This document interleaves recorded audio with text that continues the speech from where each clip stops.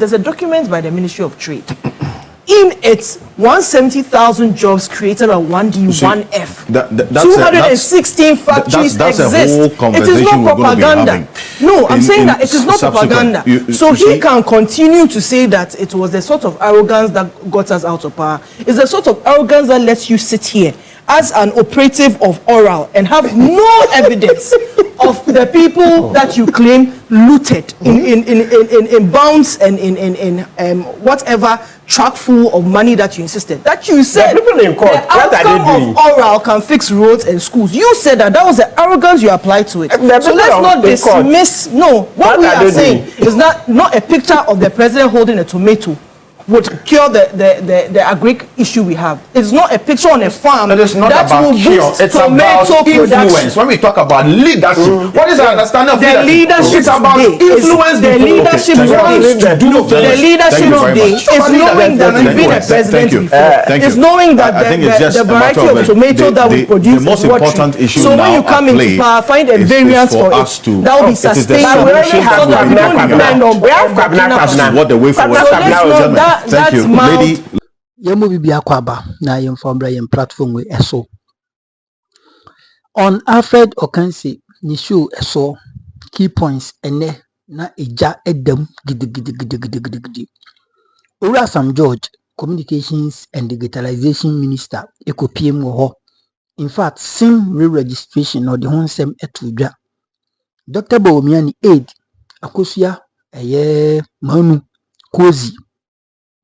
Ayeyewura lawyer Martin Kpebu enso ekopiem ho no bi. Sansona owura FM Professor Gyampo Shippers and Harbours Authority ono ene ye CEO ono so ekopiem ho no bi.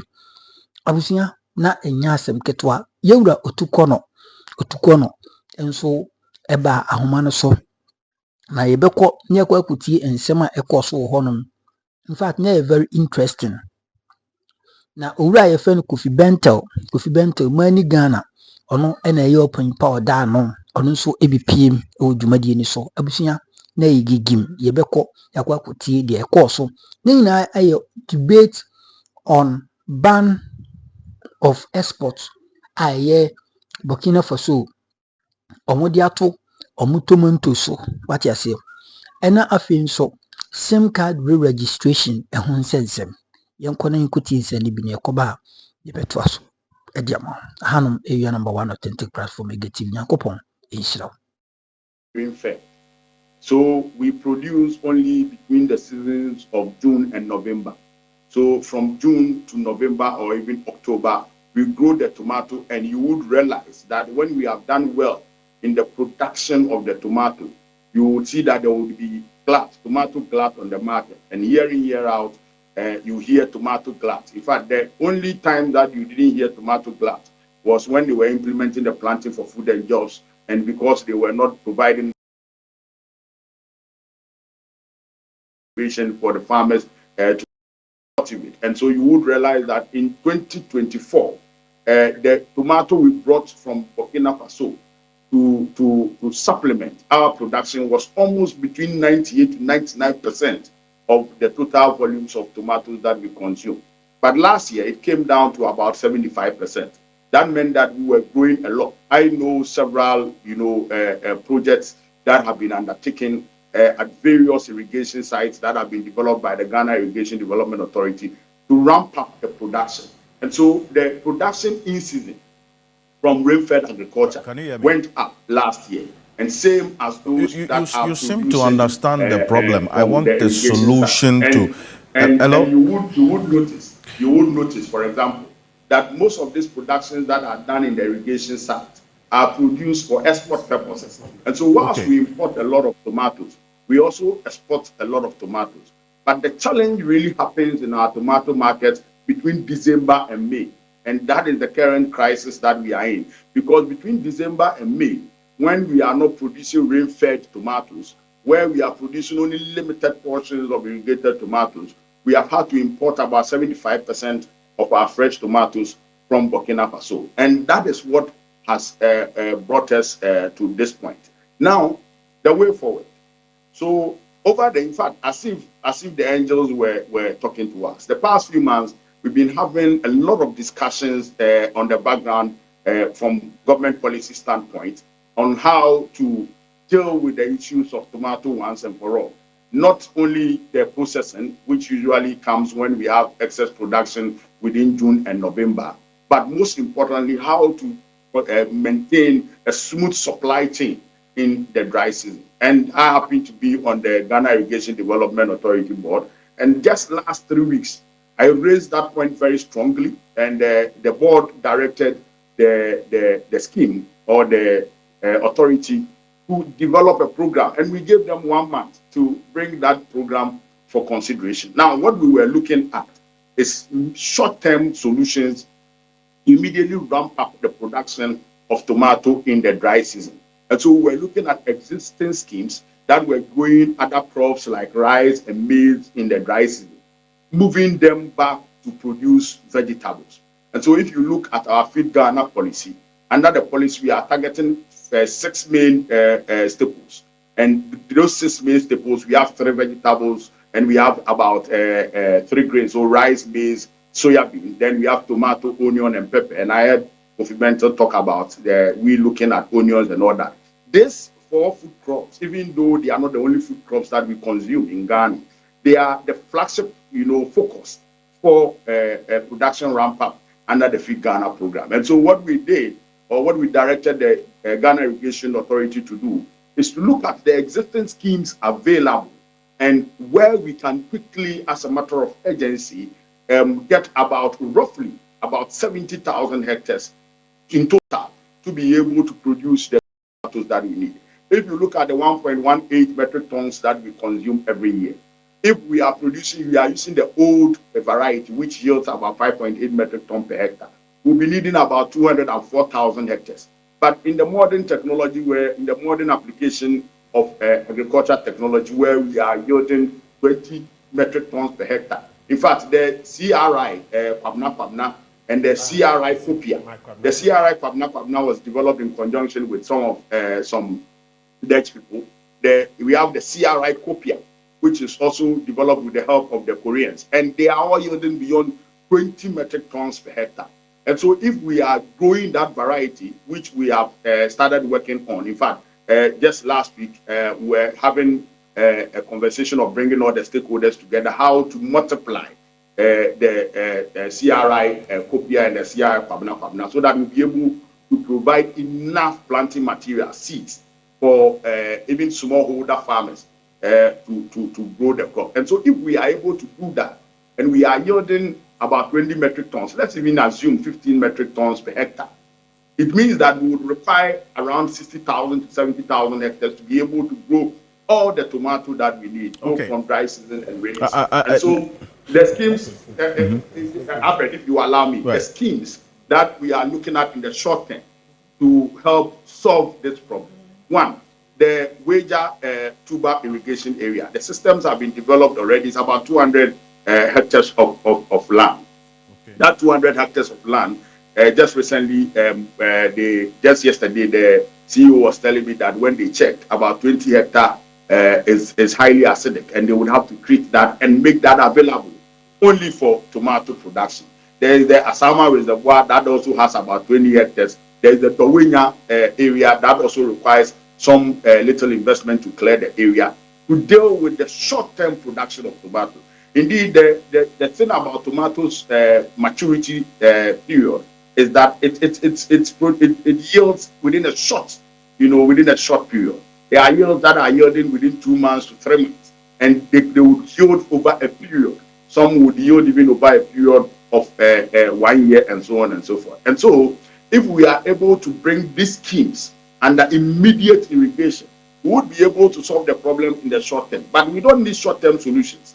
We need long-term solutions. Right. And so, we have asked them to look at the VIA area. The right bank of the VIA area is a GOG area, and the Ghana Irrigation Development Authority is looking at quickly moving in to develop some refurbishment to make sure that we are able to grow tomato also in that stretch. Then there is Echi Amanfo that we have developed a central pivot system almost completed, and that will do about 250 hectares. And so we are looking at discussing. In fact, the contractors on site are having some challenges with liquidity, particularly because of the appreciation of the city. There has been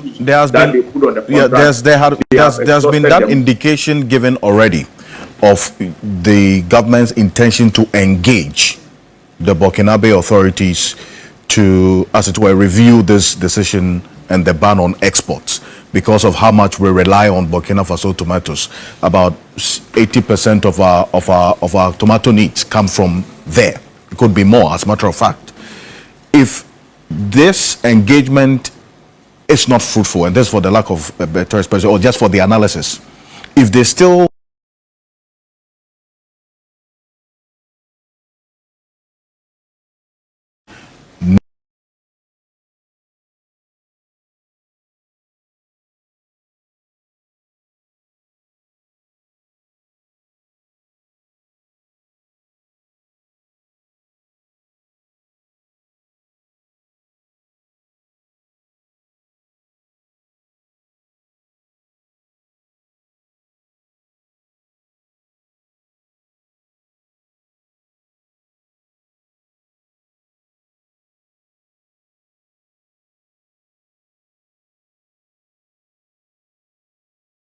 intervention that government has to fill this 75% reliance on tomatoes imported from Burkina Faso?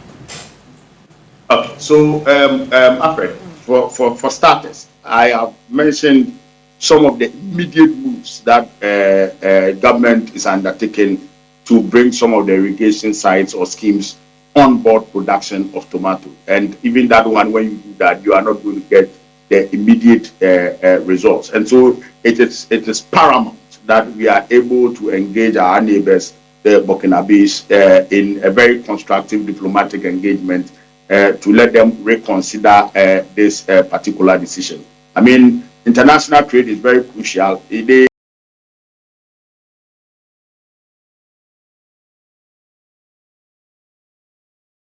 Burkina Faso depends on us. Our borders, they actually depend on us for so much of our commodities to help their factories also run. And so I think it would be very important to let them get reawakened to the need for that kind of bilateral diplomatic cooperation to help us in this short period. I know the reason why they have had to take that decision is because they have set up a number of factories that are looking at processing their tomato and adding value so that they can increase their income or their revenues and forex gains from the tomato that they produce. And so it would be fair to make those decisions. And we are also considering a number of food crop or agro commodities that we may have to take similar decisions. And so it makes sense to engage them to see how in the immediate short term we are able to deal with this. But this is not something that we should come back to next year. This is not something that we should discuss again in this country. This is a great opportunity, and I believe the blessing in disguise for the decision that the Burkinabes have taken.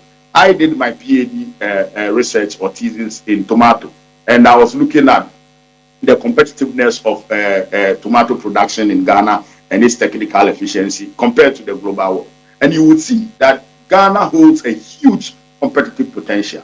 And if we are able to tap into that potential, it positions us very well to not only produce enough for our country, but to add value and to be able to gain much forex from our production. And so I believe that this opportunity is very key. And the biggest of it, which is a long-term project that we are looking at, is the Afam Plains Belt, the Atonsu Belt.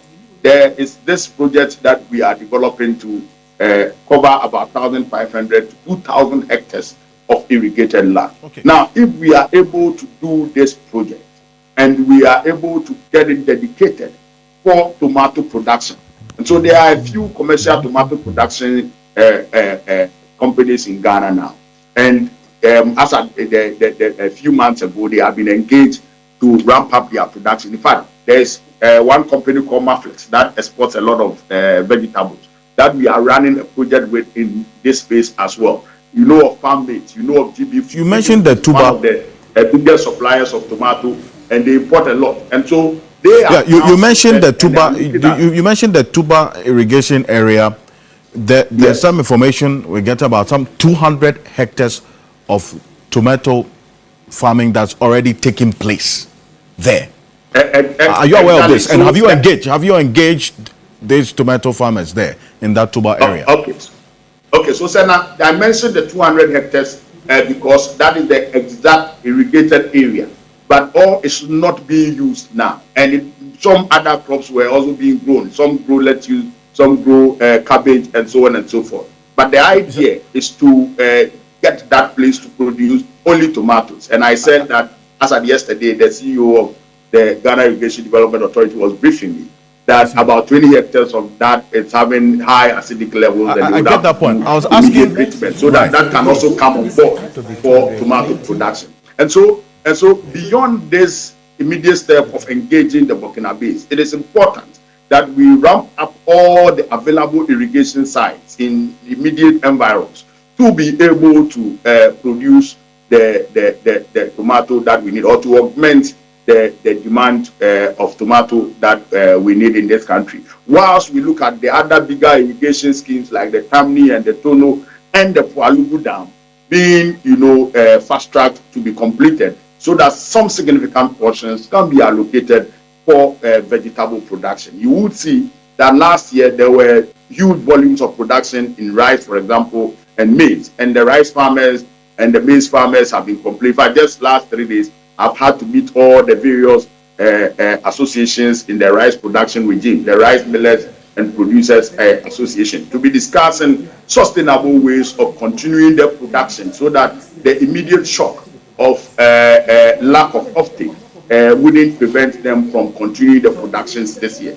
And you have heard some of them complain about how they still have paddy on the shelves. And if they still have paddy on the shelf, again, because of government policy, how we intend to control and grow what we eat and reduce the importation. And so, previous times, even though the farmers will grow somewhat an amount of rice, they export the paddy to other neighboring countries. Then we would intend import, rice from Vietnam, from Thailand, from India, from China, what I wanted to find out is this tuber area where you have farmers already engaged in about 200 hectares of tomato farming.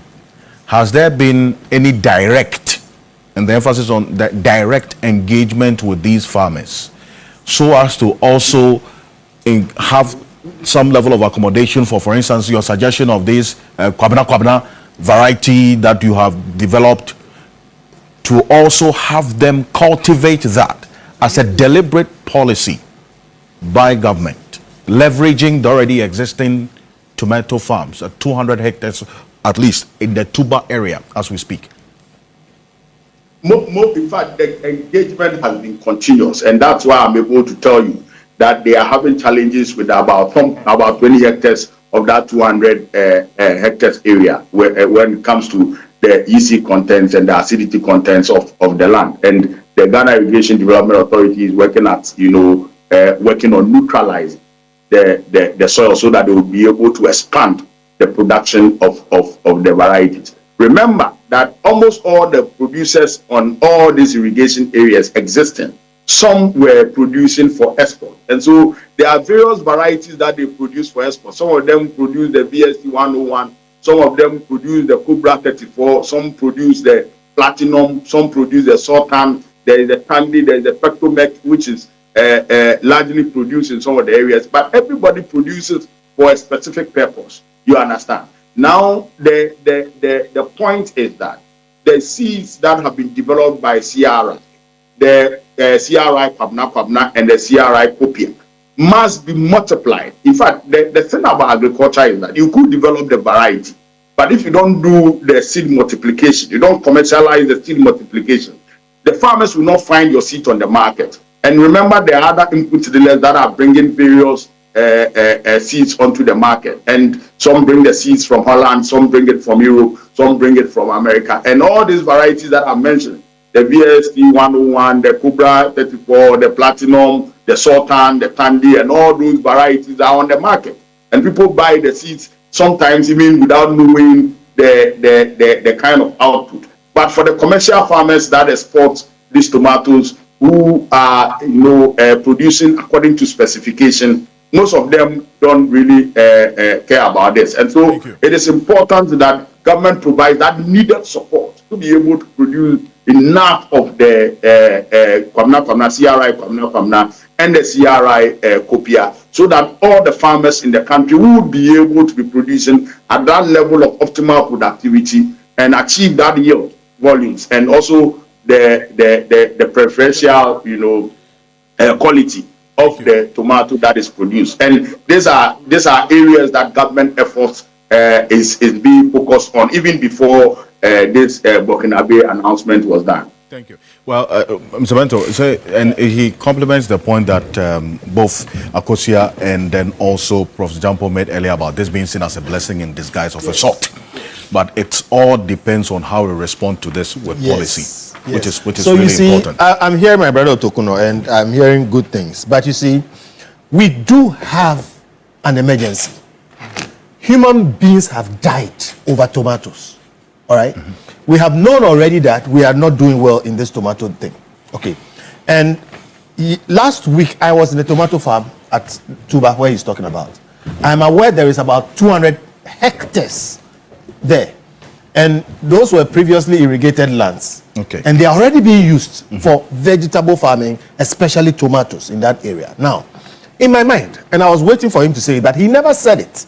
So I'm really going to push and see whether he is actually going to say so, or if they are doing so. I think when we have a crisis, where human beings have died, and we have just a short distance from here, 200 hectares, which can all be put to tomato production, where he says they have varieties like Kwabna in the shelves and with research people and that kind of thing, okay?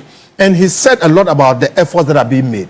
I would have loved to hear him say, we have engaged, or we are going to engage them next week. Tomatoes takes 3 to 4 months to yield. All right, we don't need to be talking to the Burkinabes. 3 to 4 months out of 12 months with irrigation means you can go 3 or 4 times. Okay, so I want to hear if somebody has gone and they are talking to the tomato farmers here at Tuba, and whether they can commit the 200 hectares there to tomatoes. We are not having problems with, garden eggs and whatever it is. Tomato is, the crisis today.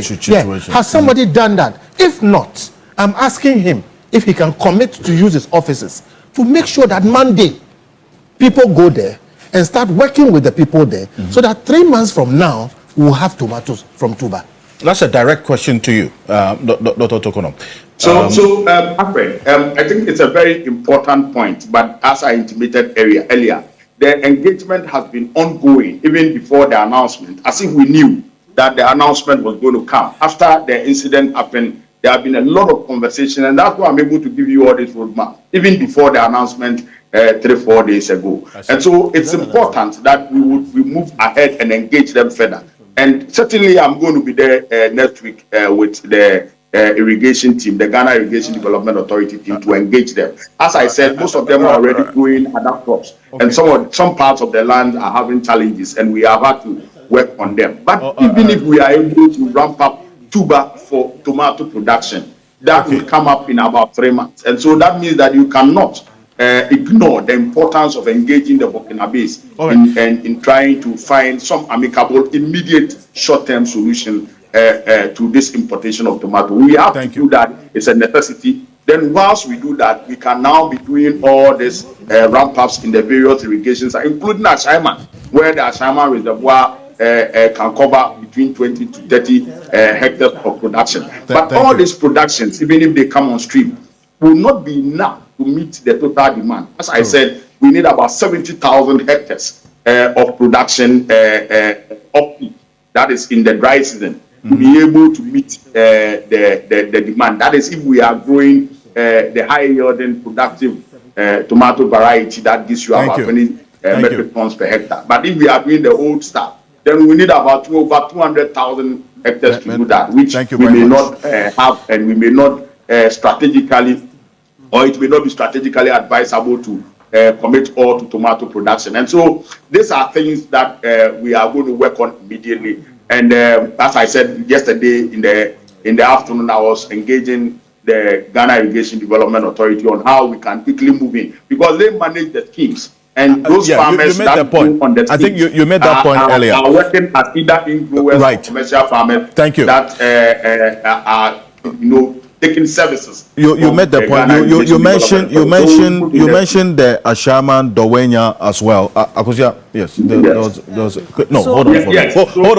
Hold on for me. Okay. Yes. So I've listened to him, and I think he spent more time talking about the problems than the solutions, at least for me.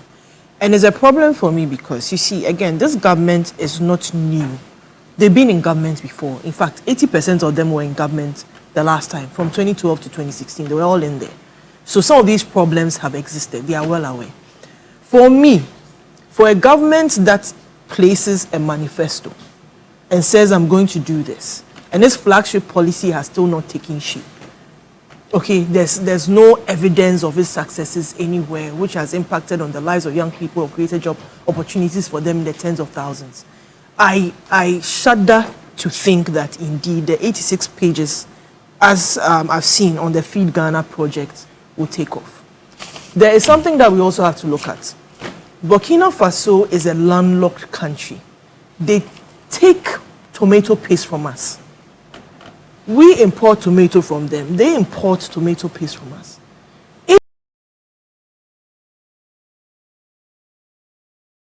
It is possible. Let's activate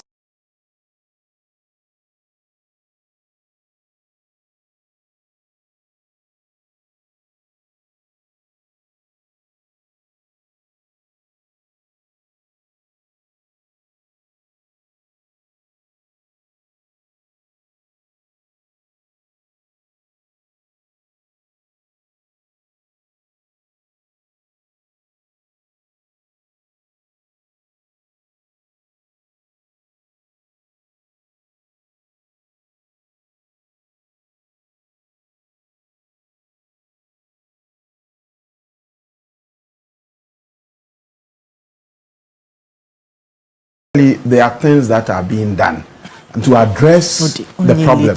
And my view is that, judging by 1 year track record of this government, there is every indication, it is decidedly clear that this is a very serious government.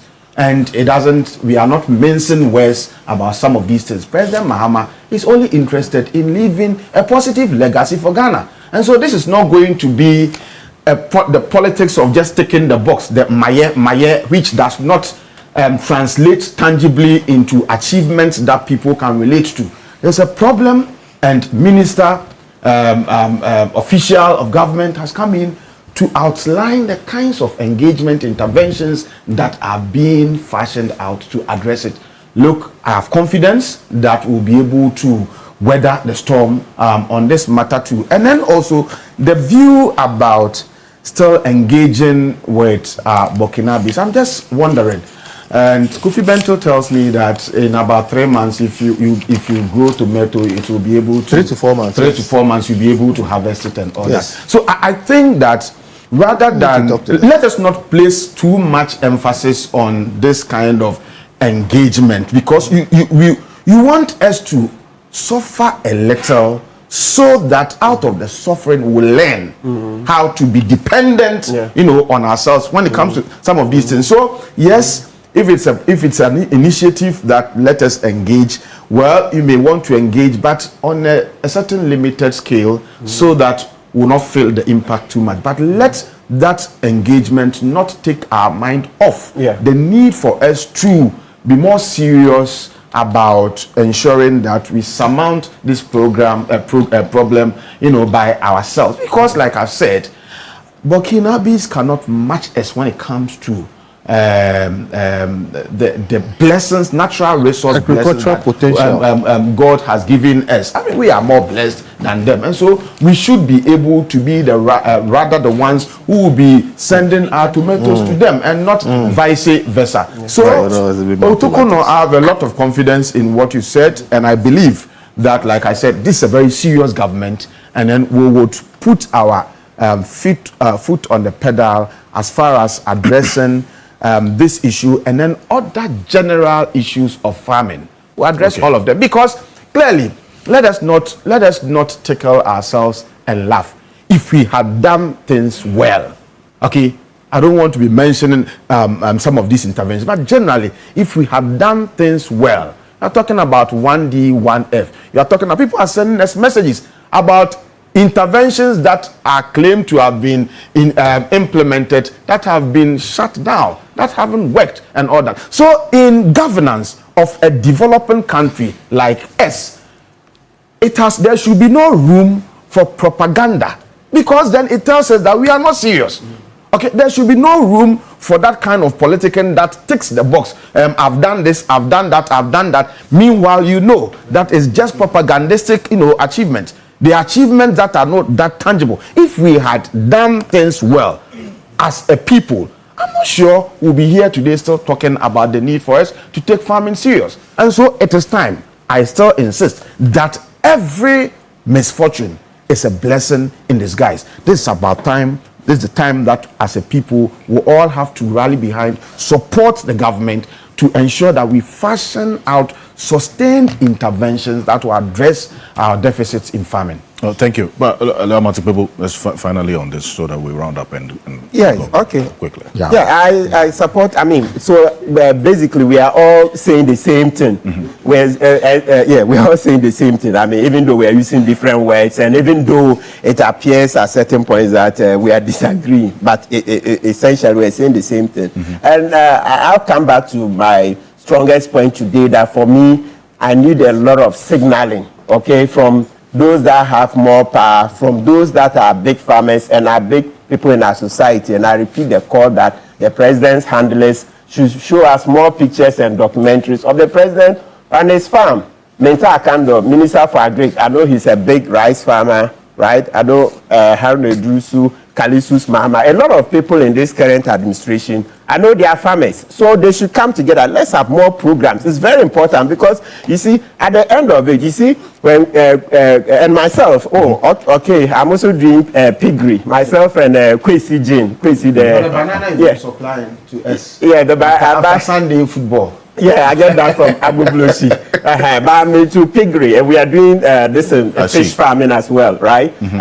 So at least I'm also doing something little in my corner. But as we're saying, if we're able to get more of our youth, yes, we are aware capital is a problem. So the point we are making is that the youth will not go barehanded.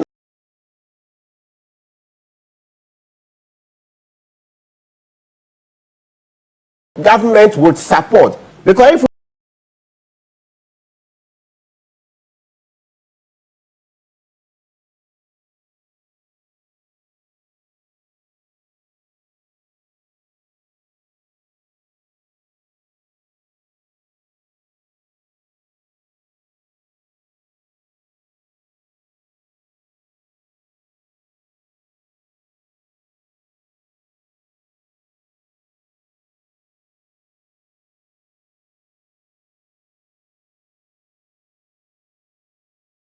the president should be a farmer.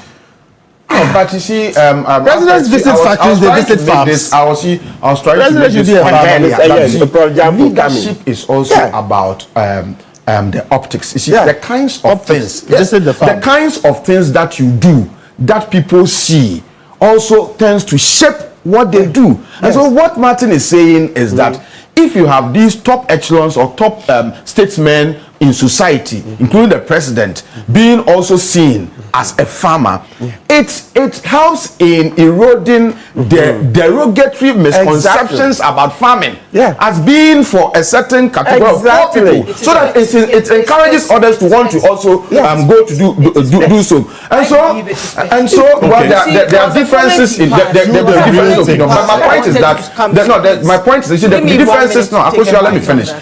Listen, there may be differences in opinion, but I do not want a situation where somebody sounds categorical. That it has no role and it cannot influence anybody. But that is what you are insisting. I'm saying that somebody standing on a farm gives inspiration to young people. So why did somebody else stand on the farm? So we should all be standing on farms. Somebody acquiring a private jet gives us inspiration to also acquire one. This is the logic that sent you to opposition. Hold on. This is the logic. This is the kind of arrogant logic that sent you to opposition. He said he doesn't want to get into setting phrases and names that we use in the previous government. 1D, 1F. There's a document by the Ministry of Trade. In its 170,000 jobs created on 1D, 1F, 216 factories exist. It is not propaganda. No, I'm saying that it is not propaganda.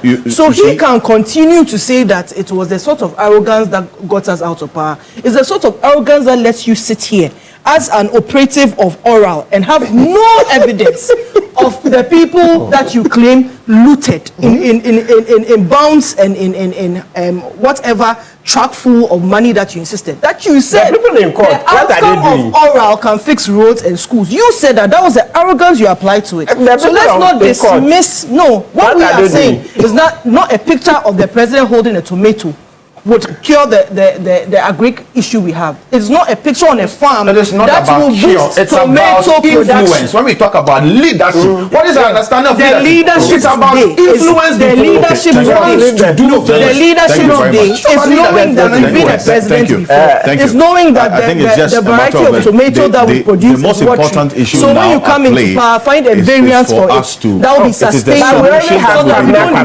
We have what the way forward. Thank you, ladies and gentlemen. Thank you very much for this. Let's be very the most serious. important issue now is the thinking on how to address this gap that we are talking about, regardless of whatever and how you go about it. The most important conversation now is what we have before us, how to fill this gap if Burkina Faso decides to go on with this. Dr. Togono, I want you to round it up for me in 3 minutes, because you've touched on a number of things going forward, what is going to be done going forward.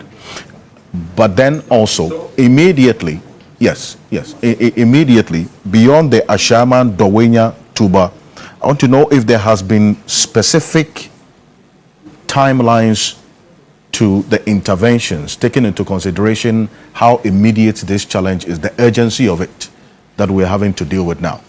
In 3 minutes, very quickly. Well, Alfred, I think that my absence from the studio is not allowing me to take a bite on some of the important things that are also coming up. And I've seen the argument about the suggestion by lawyer Martin Kpebu. I think it is very important that we appreciate that in an era where the average age of farmers in Ghana is between 50 to 55 years, it is very important that we set up, agro role models that young people will be inspired to follow, to inspire them to go into agriculture. And so I think it's not out of place at all. All of us are farmers.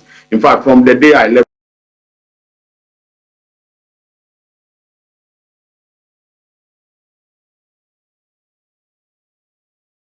Ghana, I've been a farmer, and I farm everything, every single livestock you can think of. And I do crops. In fact, almost 90% of the cabinet ministers are farmers. Party chairman, farmer, president, farmer. So it's very important that at certain points also we show to the young people that you can do any other thing and still become a farmer. You can be a Kozie Bentil and become a farmer. I'm surprised Kozie Bentil is not a farmer. You can be a Prof Gyampo and still become a farmer. I'm happy Martin Kpebu is a farmer. And so it is not out of place if he demands that maybe former Vice President Baumia should also be doing some farming, or let people know if indeed he's doing some farming. Okay. And so that point aside. But again, we are at this point mainly because policy failure in the past. And I have made this point time with that number that look, we had a very important opportunity and we missed that opportunity. You recall in 2024, we have had to spend $500 million to import rice, maize, and other food commodities to augment the dry store. So we said we were dealing with dry store and we were going to help the farmers, empower the farmers. And we spent $500 million that we got from the World Bank on the so-called dry spell, which $500 million could have solved our irrigation problem once and for all. In fact, averagely, how much does it cost to irrigate 1 hectare of land or build an infrastructure that can irrigate 1 hectare of land? Between $15,000 to about $25,000, you would be able to irrigate 1 hectare of land. And so if we're using this $500 million on irrigating or developing the irrigation facilities that were ongoing, we wouldn't have been in this mess and we wouldn't have been talking about this Burkinabe tomato ban. But our friends in NPP, Akosua and his people, and Kofi Bentel's Baumia and his people, missed that opportunity, wasted the money on the importation of grains and rice, which never came anyways. And you've seen the figures, you've seen the audit report. And I believe that those people who committed that heinous crime against the state, whilst we are looking at the way forward, we must also be looking at bringing them to book and making sure that the law deals with them mercilessly in causing that loss to the state. Because all those monies have been stolen, they've been eaten out away, and we have missed an opportunity. And the opportunity cost is what we are facing now and we have had to deal with. As we speak, most of the ongoing irrigation facilities, they have run out of funding, and we are not able to raise the funding for them. One, because of the fiscal rigidities that we are going through, and two, also because some what I wanted to find out, because I gave you limited time. And so, Alfred, finally. No, on the final point, what I just want to find out, a year from now, what would be our tomato sufficiency situation a year from now? And so if all our plans are able to go through this year, because we are going to enter into the rainy season in about 2 or 3 months. And so you would see that we'll come back to this conversation. And most tomato farmers will be producing in excess. And we would have to be doing interventions. And if you recall, last year I've had to intervene on behalf of the president to get the schools in the Ashanti region to offtake the tomatoes that were produced in excess in the Ashanti region for their consumption. And so when the rain starts, you will see that now we'll come to another level of the problem. And so the problems that we are dealing with are not just the supply chain or the post-production market issues, but also pre-production and production issues. And so when we come into the next season, you see that we'll be talking about now markets, where to find market for tomato. Processing factories are not there. Then again, we come to Kwalugu, where Akosua and Kofi Bentel Baumia, committed this nation $12 million with no work shown. And so we will be going around in circles if we do not, deal with the issues in an integrated manner. And so to deal with this, President Mohammed's administration is not only looking at bringing all these irrigation schemes so that we can produce irrigated tomato or off-season tomato, but most importantly, how to build a sustainable market, sustainable agro-industries that can offtake the tomatoes when we produce excess, to be able to have a smooth supply chain for the country, so that we don't lose the forex of over 400 million to 500 million that we lose every year. Dr. Kpebu Otokono, thank you, is in charge of the presidential initiatives on agriculture and agribusiness. Quite a number of your messages. And PhD in tomatoes, yes. PhD in tomatoes? Yes. I mean, no, I think his PhD is not in tomatoes. Yeah, he says competitive. He should use it to make sure you solve the tomato problem 1 year from now.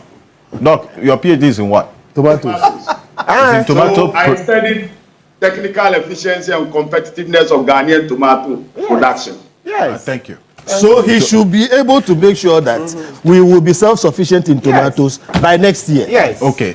That's a target to you. Bibi from Uyarifa says, we are running out of tomatoes. Bibi from Uyarifa says, during Operation Feed Yourself, nobody was forced to farm. All manner of people got involved because of the enthusiasm led by They champion leadership. The leadership that is why leadership itself, is key. Yeah, leadership is key. We were happy.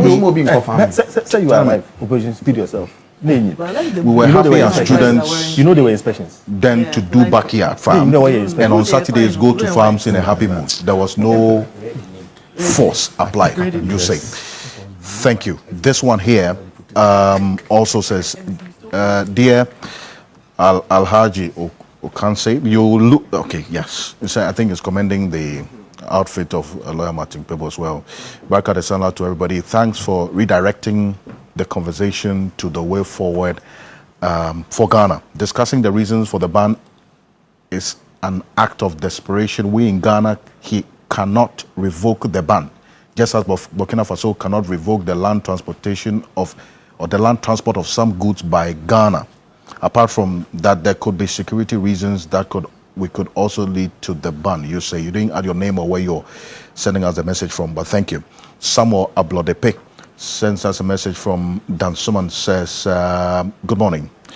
Please find out from Kozie, give us a single name of a doctor who was asked to farm and that robbed him or the country of his or her service.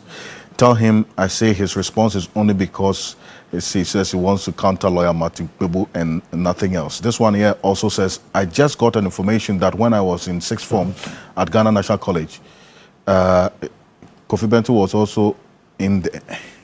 Yes, I went to Ghana National College. In Nkrumah's old school.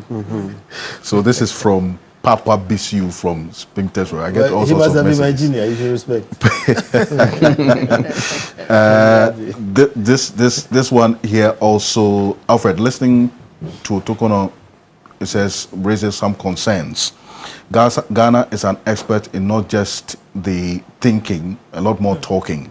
Everything he said had too much of engagement. They are the board. They have the power.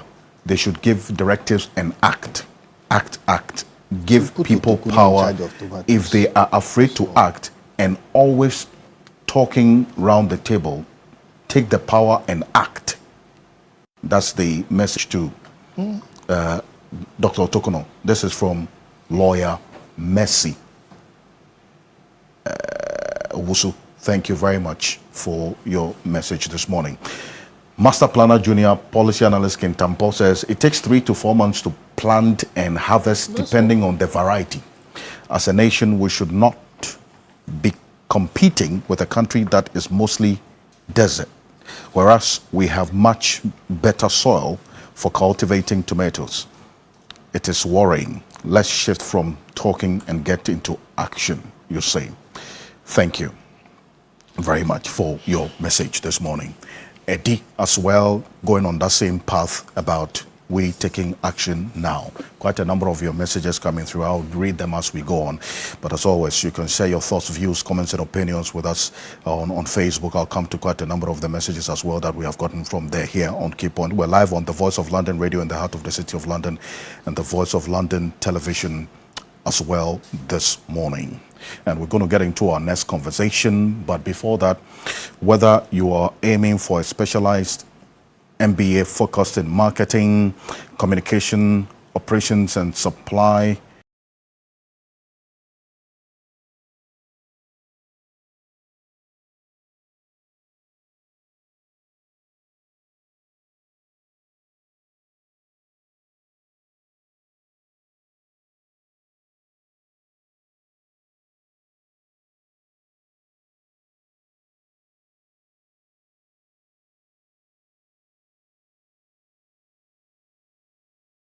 two-pager issued by my predecessor, the Honorable Esther Owusu Ekufo, where she tries to challenge the explanation that was made by His Excellency President Mahama in Sunyani during the reset tour. Let's be very clear. She admits in her statement that there were weaknesses in the system that she developed.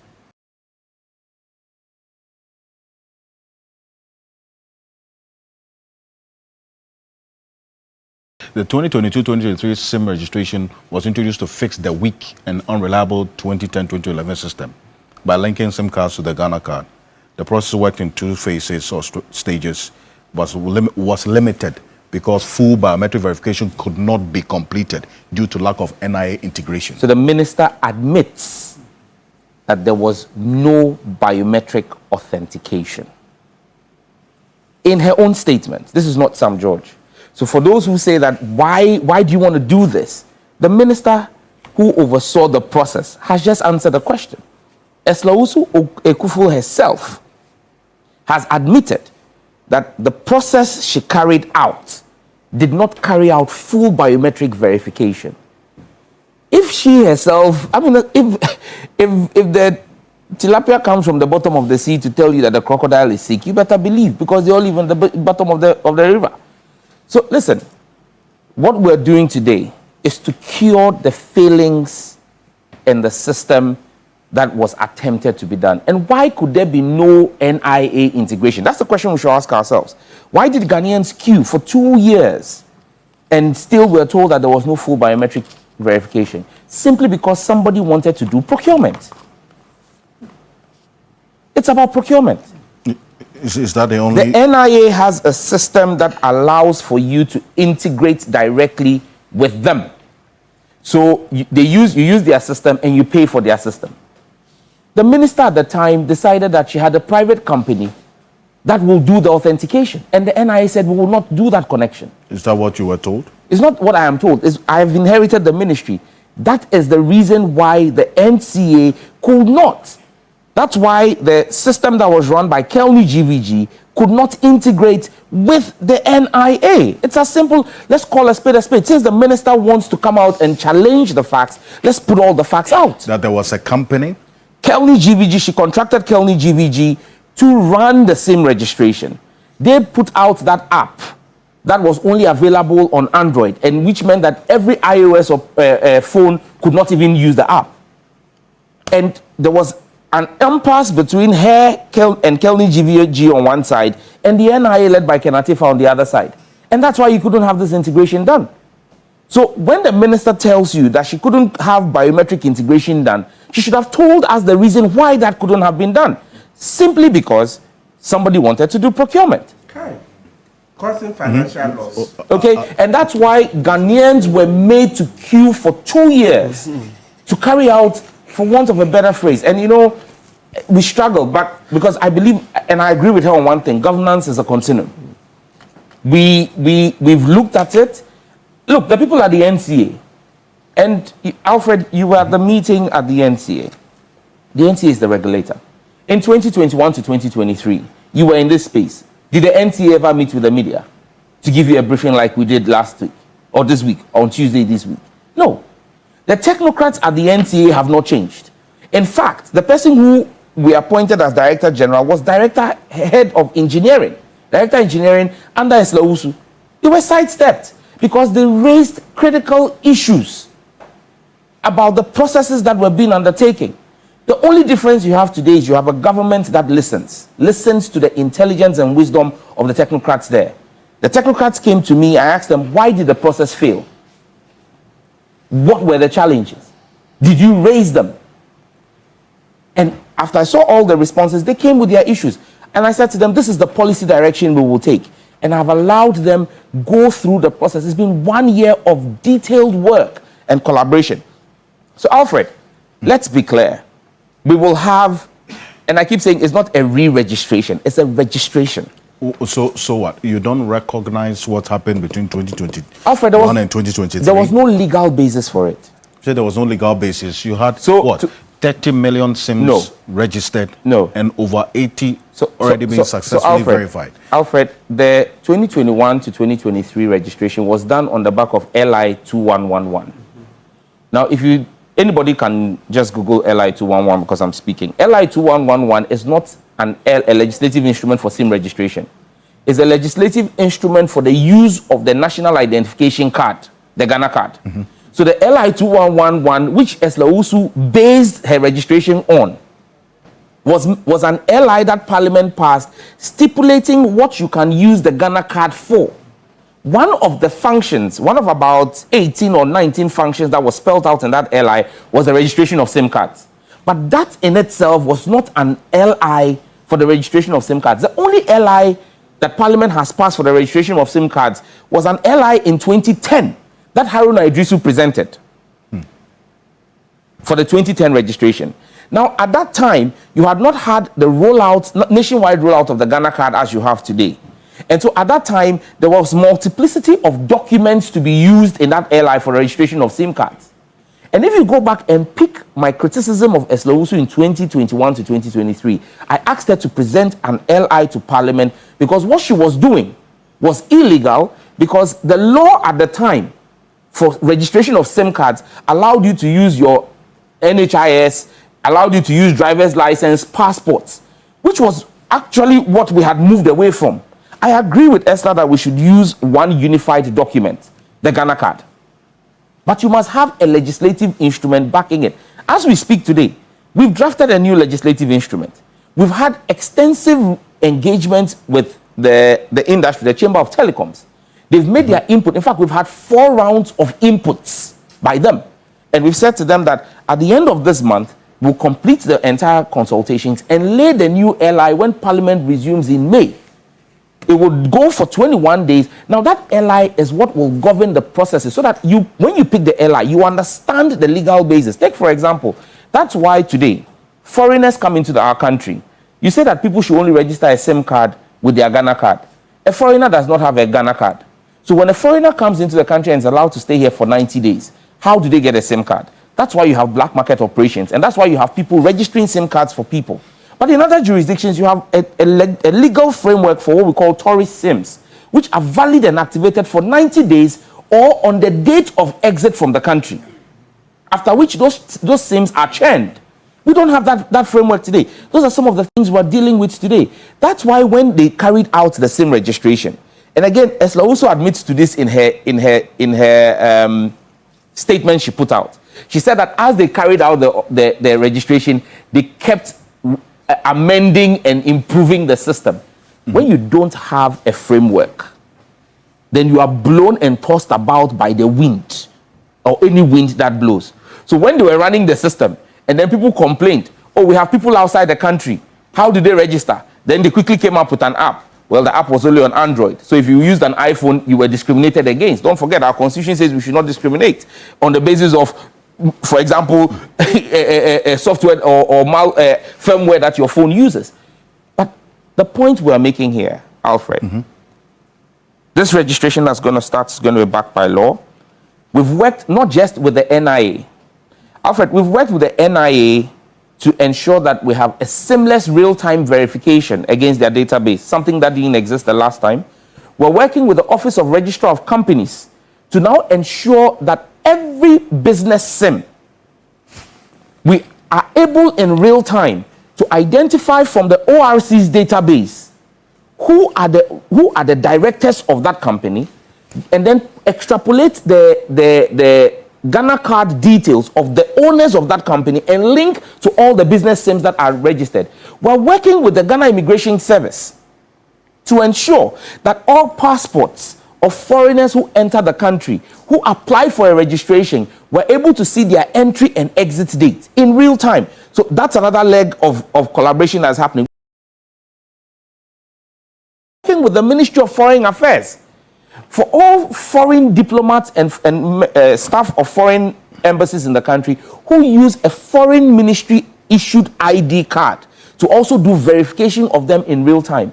We're also working with multiple state agencies, including the police and all of that, to ensure that the system is robust enough. So this is not... all of this doesn't happen in the 2021 to 2023 SIM registration? Alfred, unfortunately, no. Because Eslo says over 80% of are inconsistent, especially because, and here's the point that said, the current approach uses the same methods. Alfred, I've just explained the methods and what we are doing. And for those who followed the process, how is it that, I mean, the claim she's making that they follow the same methods is not founded by her own statement. She's saying that what she did not have verification against the NI database. And I'm telling you that, and at the meeting where we were, I'm not just saying it, the executive secretary of the NIA was present and admitted to the fact that they've worked with us. In fact, for us to get where we've gotten to, and you know, there's a second leg to this whole thing. People say, and Tesla alluded to that again, why don't you just take the 80% that have already been verified? Let's be clear. 30 million SIM cards per her reckoning were registered under her process. What we did was an audit sample of just 2 million. So it is incorrect to say that 80% of the 30 million cards have been verified. Now, we ran a biometric verification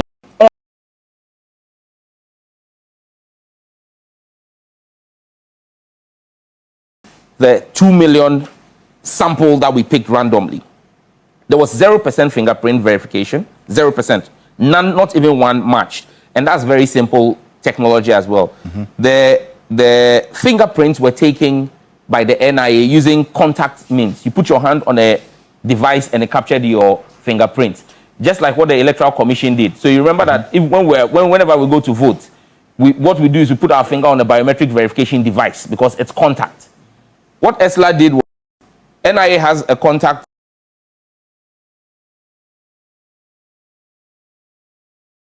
I think it is decidedly clear that the previous SIM registration process had a major challenge. We needed one ID that could be verified biometrically. As we speak, we don't have it. And so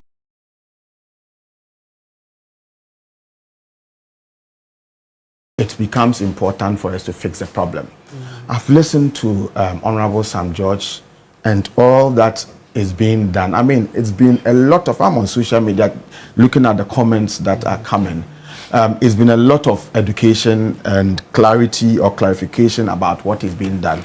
I'm also excited to know that Imani, that played a lot of role in keeping the previous minister on her toes, has also engaged the ministry, engaged Sam George and his ministry, and there's been, discussions, suggestions have been proffered as to how things can be done, and Sam George tells us that they have looked at all that have been sent and some of the issues they are addressing even by law. I think that, well, that's the role civil society would have to be playing. And then also I hear Akosua also saying other things with regards to what can be done to solve, minimize or to solve some of the problems or some of the issues that Kofi, you have raised. I think that is the way to go. But it is important that, especially in going about some of these things, civil society takes the view or appreciates the fact that you are entitled to make recommendations, keep regimes on their toes, and then also subject ministries to strict proof. But in doing so, you should also be careful to note that somebody has also been elected and has the mandate to govern. And so where there are differences in terms of opinions, there are differences in terms of what you think should be the way forward, we should also be a bit magnanimous, cautious in appreciating the fact that your view is not accepted by the one who has the mandate does not necessarily make his choice or his route he wants to go wrong. And so, I've been with civil society all my life until recently that I got appointed. And we've studied and written extensively about civil society. One of the challenges of civil society is that has been extensively researched and documented is sometimes the arrogance in opinion. The fact that, look, if we say X and you don't do X, then you are wrong, and so they want to. Sometimes, yes, you have to listen to civil society, but sometimes civil society itself must also appreciate that they don't also know it all. And so you can give a view, if it is sensible, it must be taken on board.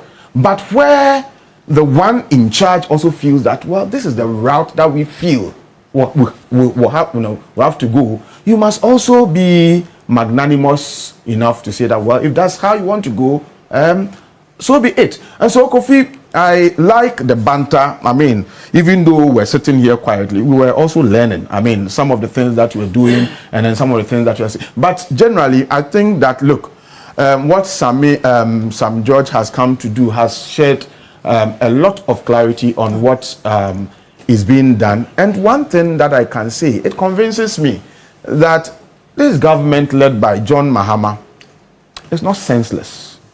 This government led by John Mahama is sensible, it is responsible, it is proactive, and it is empathetic.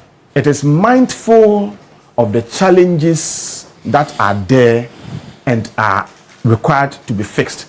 And like I said, President Mahama did not jump onto the campaign rail just for the fun of it. Okay. He said that he wants to leave a legacy. And part of leaving a legacy would have to be that if there are issues that are there, that have saddled or bedeviled, or that bedeviled our SIM registration processes, they have to be fixed. And if they have to be fixed, and all of us will have some peace of mind, all of us would be safeguarded from same people who use mobile phones to call. I mean, one day I was in a meeting, chairing an important meeting. Somebody just called and said, your child is not well, and so you have to come to this hospital or send some money. I said, which of my children? I said, but don't you have a child? I said, which of them? And I was so scared. But before I could take a decision, I mean, I got a prompt that no, it's a fraud. Right. Fraud. Okay, so if we would be able to, and I've had an instance where somebody was trying to fraud me on food, and then eventually on the food we became friends. I told my friend, stop what you are doing. I mean, this game, we now understand it. And so he started by insulting me, but I said, I mean, insults, they don't kill a teacher.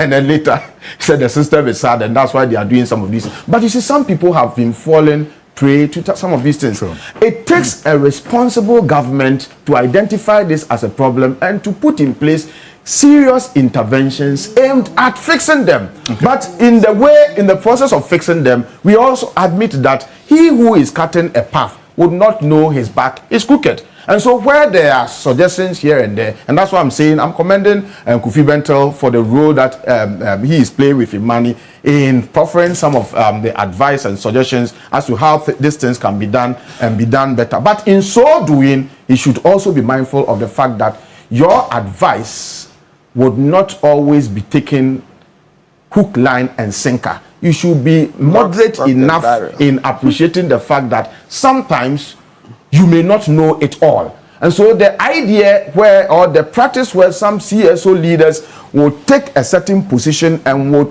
deliberately or unconsciously close their minds to other views, I mean, for me, it's not helpful.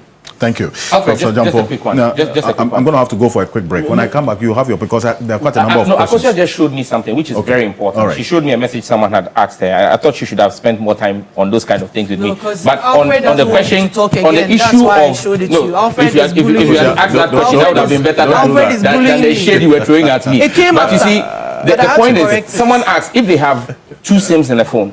Mm-hmm. And I said that the first SIM is registered, is locked to the IMEI. What happens to the second SIM? On the equipment end, the equipment register is able to know that this device, every device, once an IMEI, we're able to know if it's a single SIM or a double SIM. So if it is a double SIM phone and you register the first number, it allows you to link a second SIM to that same IMEI, because on the end of the registry, we're able to tell that that device is configured as a double SIM or as a single SIM device. So it won't be a problem for people who use two SIMs in one phone. Okay, I have to go for a break. Cool. So that question also came similar on the same path from Dr. Irama Asante. So you've answered that one. Yes. Thank you. I'm going to go for this quick break. This is Key Point. We're live on 3FM 92.7. A number of your messages and on this particular issue, we will read them. I promise you that. But this morning, the outfit I'm wearing, as always, by Cobra Clothing is the best version of you. You can locate them on the Spintex Road for this Jalabia and many others you see me wear on Saturday mornings. So the Key Point, they are on the 18 Junction Spintex opposite the Allied Oil Filling Station, ground floor, same building with the Ghana Made store. Contact them on 0244 238 341. 0244 238 341 for some more of this outfit and many others you see me wear on the Key Point. Also, we're getting into the Easter period. Next week Friday, I think it's Good Friday, no? Yeah. 3rd April. Yes. Is that next week Friday? I think so. Yes. And this, I'm talking about the Maha Beach Resort. It's a beach vacation this Easter holidays. Create unforgettable memories at the beach with family and friends by booking our all-inclusive 3 nights package from 3rd to the 6th of April 2026, starting from 5,100 Ghana cedis for a couple. There's a 10% discount for those of you watching us on the key point. So that is it. Medical culture say Kofi Bento deɛ ɔyɛ MPP ni tatahwe. Kofi Bento yɛ MPP ni tatahwe in a different form, because these are the people ɔmo bra MPP declare sɛ ɔmo no ɔmo nyɛ den. Bra MPP declare sɛ ɔmo no they are no more going to media general, including TV3 no. Na ɔmo ɛyɛ den. They are the people na ɔmo kɔ kasa edima party ɔne Dr. Zelto nom Professor Domfe nom saa nkɔfoɔ no. Ɔmo na ɔmo kɔ na ɔmo akɔyɛ den, ɔmo akɔ debate NDC pundits anasɛ NDC communicators a ɔmo bɛba show no ɛso. Enti sɛ wote sɛ ɔno no ɛnɛ whatever he said no, if you don't like it anasɛ if you are disappointed in him in one or two ways don't be worried, because ɛyɛ ne suban. Ɛyɛ ne suban.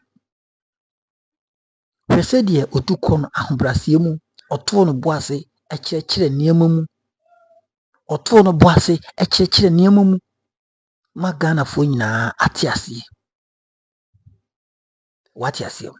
Ɛyɛ MPP abɛnwie so anka bisa, ɛyɛ MPP abɛn so anka bisa ho sɛ saa opportunity no koraa no nka radio station anaasɛ whoever no nka obɛnya so opportunity no ayɛ den akɔ interview anaasɛ obɛtumi akɔ. Mekae ɛyɛ Oslowusu bra a wɔde SIM card registration 2023 or 2024 ana bibi saa ɛhyɛ ase sɛ ɔde ba no na ɔnkɔ radio so. Na radio baako ɔkɔɔ so ɛyɛ Jandam radio, that is Peace FM. Onya abotre kɔɔ hɔ no, nsɛm a ɔkaeɛ no na Ghanafoɔ nyinaa gu afu, because ɔkasa te sɛ deɛ Ghanafoɔ nyinaa yɛ maame no no. Ɔkasa te sɛ Ghanafoɔ nyinaa yɛ nkoa yɛhyɛ n'ase. These are the people. What you say? These are the people when they get the chance to speak to Ghanaians, they talk as if say Ghana no omo share wom. They talk as if say Ghana no your omo ankasa omo bona fide property. These are the people. These are the people. You get me right? And anytime biano se bia burusi benyado ayana make asa me make it sure. Me make it very careful. Me make it sure. Say MPP need. There is nothing or no always good for this country. MPP ni always sabotaging. Yen sabotage, yen tiase, yen yesi, mobayama yashe, say it is so musi yen timianye. But bringing new idea. Say, oh, idea can this more yin can see the week who ye we yan kebe boy. Obin so munyo. They won't do it. They won't do it. Now my can troka. You get it. Sometimes you don't understand. Sometimes because of or more tribal politics or more unity. And it say neko fi bento etna honum e behave as if so no on the oka ya and said be your time hunu keke because ene omo feel say omo political party MPP no etifie and they feel like say MPP etifie. And they have to do whatever that they could to bring this government down. What you say? Also, muye bibia so be make sure saban will be good animals. Be yanko ponto want to say the sunny. Now I could plan it to be good MPP aban and this aban as any yanko pon for money and never John Mahama. Shani pencil and if you are John Germany Mahama Kwame, Shani pencil. Smooth things are happening. Eniema kototin omani mu jin omani mu asomdwe wom wenka watimi wakami bia ye we kufado penso every single month be na demonstration koso every single month because no mine mu enyede no mine mu bibi nkoye things are not going well. Things were not going well. Enti moment fast da chechire nche emma John Mahama ni ndi saban. Na sa nkofo no moteto no mo post omo ho as NPP full soldiers. Na omo keka nsem nhia na. They should watch out because aban we know very well say they will deliver and make sure say Ghana ejina nice. Chira wadwo comment section makram bye bye.